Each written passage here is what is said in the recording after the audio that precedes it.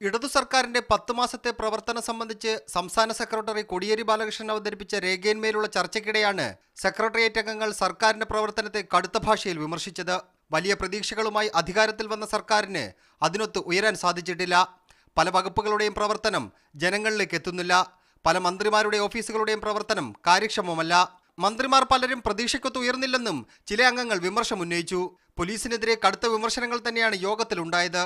സർക്കാരിന്റെ തുടക്കം മുതൽ ആരോപണങ്ങൾ ഏറ്റുവാങ്ങുന്നത് പോലീസാണ്. ഇത് സർക്കാരിന്റെ പ്രതിച്ഛായ ബാധിച്ചിട്ടുണ്ട്. സംസ്ഥാനത്ത് ഭരണം മാറിയ കാര്യം അറിയാത്തതുപോലെയാണ് പോലീസിന്റെ പ്രവർത്തനമെന്നും വിമർശനമുയർന്നു. തെരഞ്ഞെടുപ്പ് പ്രകടന പത്രികയിൽ വാഗ്ദാനം ചെയ്ത കാര്യങ്ങൾ നടപ്പാക്കുന്നതിൽ വീഴ്ച സംഭവിച്ചിട്ടുണ്ടെന്നും അഭിപ്രായങ്ങൾ ഉയർന്നിട്ടുണ്ട്. യോഗത്തിൽ ഉയർന്ന വിമർശനങ്ങൾക്ക് മുഖ്യമന്ത്രി പിണറായി വിജയനും സംസ്ഥാന സെക്രട്ടറി കോടിയേരി ബാലകൃഷ്ണനും ഇന്ന് തന്നെ മറുപടി നൽകും. നാളെ ആരംഭിക്കുന്ന സംസ്ഥാന സമിതി യോഗത്തിലും സർക്കാരിനെതിരെ കടുത്ത വിമർശനങ്ങൾ ഉയർന്നു വരാൻ സാധ്യതയുണ്ട്. ഇടതു സർക്കാർ അധികാരത്തിൽ വന്ന ശേഷം ആദ്യമായിട്ടാണ് സർക്കാരിനെതിരെ CPM-ൽ ഇത്രയും കടുത്ത ഭാഷയിൽ വിമർശനങ്ങൾ ഉയർന്നു വരുന്നത്. മീഡിയ 1 തിരുവനന്തപുരം.